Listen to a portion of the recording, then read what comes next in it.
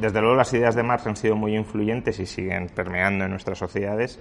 Lo que pasa que, claro, no tenemos un Estado marxista, ni creo que vayamos hacia un Estado marxista en el sentido de un Estado que supere el capitalismo, que abandone el mercado, que planifique centralizadamente la economía. Eso no creo que esté ni mucho menos en la agenda.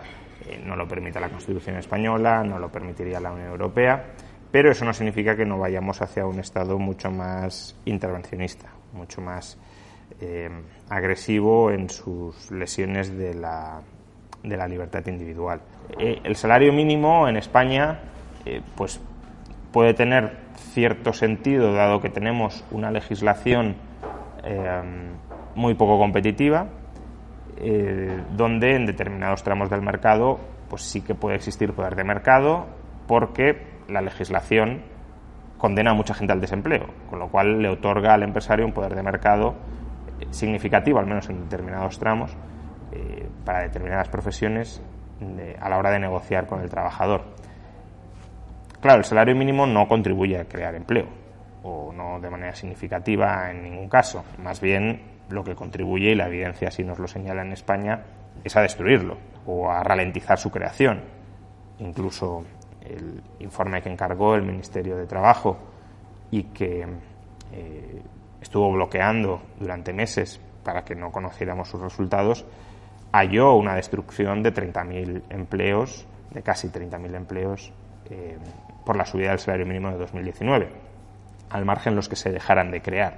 Estamos hablando de destrucción de empleos. Lo que sí estamos viendo en España claramente es un proceso de degeneración institucional, a partir del cual el Estado obtiene más poder para hacer más cosas arbitrariamente sin ningún tipo de cortapisa. Sin los pesos y contrapesos que se suelen establecer para evitar el despotismo, en España están siendo dinamitados, de tal manera que existan o puedan darse decisiones despóticas desde el poder político que guarden la apariencia de decisiones democráticas, de decisiones donde se han respetado los procedimientos y donde se han respetado los pesos y contrapesos. Pero claro, si tú has eliminado los pesos y contrapesos o los has colonizado, al final en ley se convierte la voluntad de un solo hombre. Y cuando la ley es la voluntad de un solo hombre, eso se llama tiranía. El principal retroceso claramente es un aumento muy fuerte del tamaño del Estado. Se utilizó la pandemia para disparar el gasto público, lo cual a lo mejor durante el año 2020 tenía justificación. El año 2020 fue un año de crisis sanitaria, fue un año de suspensión de la actividad económica por mandato gubernamental, y bueno, pues en ese contexto es prácticamente inevitable que no suba el gasto público.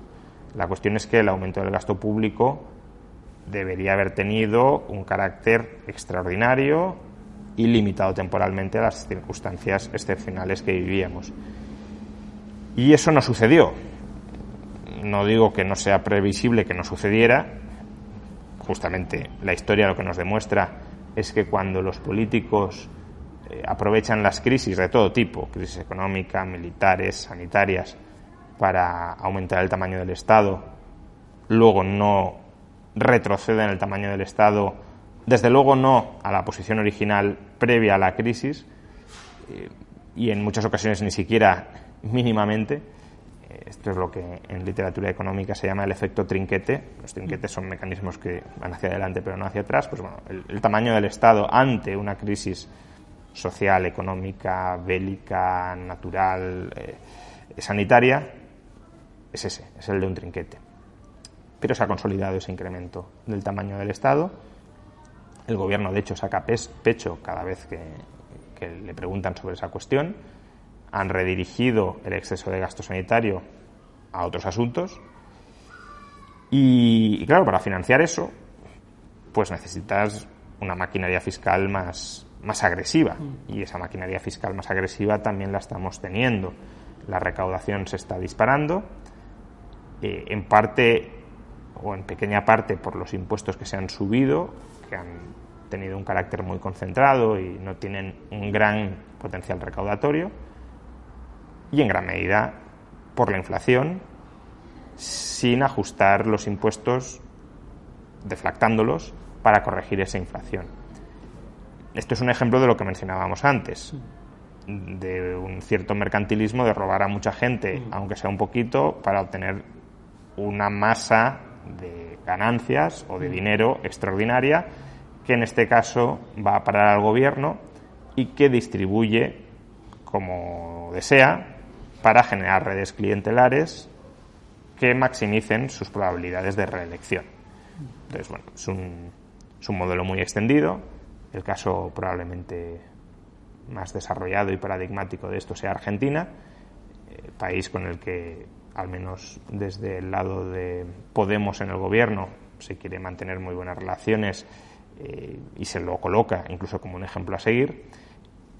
Pero claro, es un ejemplo a seguir para el estancamiento económico y social de un país.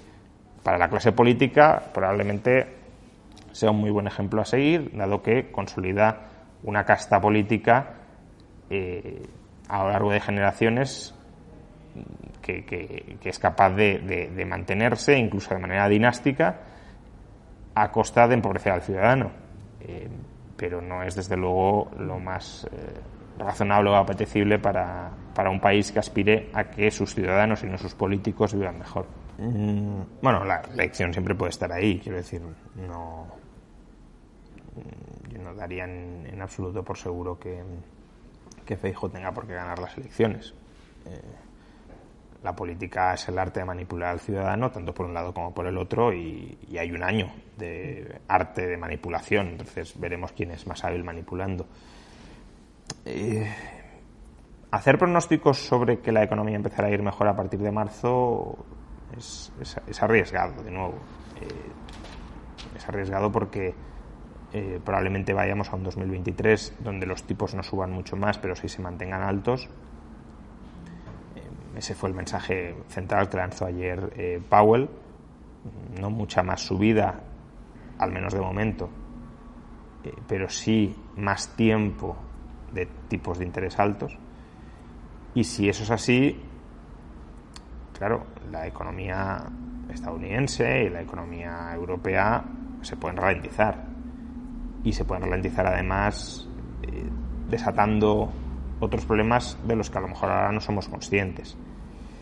Entonces, bueno, es verdad que hay un escenario en el que pues, la economía española se frena, la europea a lo mejor entra un poco en recesión, no mucho, y luego, sobre todo durante la segunda mitad de 2023, la cosa vuelve a ir mejor. Es un escenario no descartable, desde luego. Pero, como suelo decir, en las recesiones, no necesariamente en España, pero probablemente en el conjunto de Europa y probablemente en Estados Unidos, en las recesiones se sabe cómo se entra, pero no cómo se sale. Entonces, hacer muchas previsiones o confiar demasiado en el perfil que va a adoptar la desaceleración en la recesión es una jugada, ya digo, arriesgada. Bueno, Escrivá, yo creo que ha sido en materia de pensiones al menos, una gran decepción. Ha sido una gran decepción porque no ha solucionado ninguno de los problemas estructurales del sistema a largo plazo y más bien los ha agravado. Los ha agravado al reindexar las pensiones al IPC e hizo todo eso mintiendo a la población sobre cuáles iban a ser las consecuencias. Ahora hemos visto que las consecuencias son subir cotizaciones sociales sin subir pensiones en la misma medida y son alargar el periodo de cálculo. Es decir, va a haber trabajadores que en activo paguen más y va a haber muchos pensionistas futuros que al jubilarse cobren menos. Pero ya ni siquiera esa es la cuestión. La cuestión es que estos ajustes no serán previsiblemente suficientes para cuadrar el desequilibrio y el desequilibrio que en gran medida ha generado el propio Escrivá, bueno, el gobierno, ¿no? Porque era una política de gobierno, pero que Escrivá ha defendido. Y, por tanto, un ministro con perfil técnico que además conocía y conoce muy bien las cuentas y la estructura de la seguridad social, no solo no ha hecho nada, sino que lo que ha hecho ha sido para empeorar la situación de partida. Bueno, habrá que seguir lidiando, como hemos lidiado en los últimos 40 años, con este problema sobre la marcha. No hay ninguna voluntad de planificar ni de ajustar el sistema a largo plazo, sino de pasarle el marrón a los próximos ministros y a los próximos gobiernos. En cuanto a la mochila austríaca, bien, es decir, es una buena idea para un mercado laboral como el español, pero efectivamente tiene un coste importante inicial.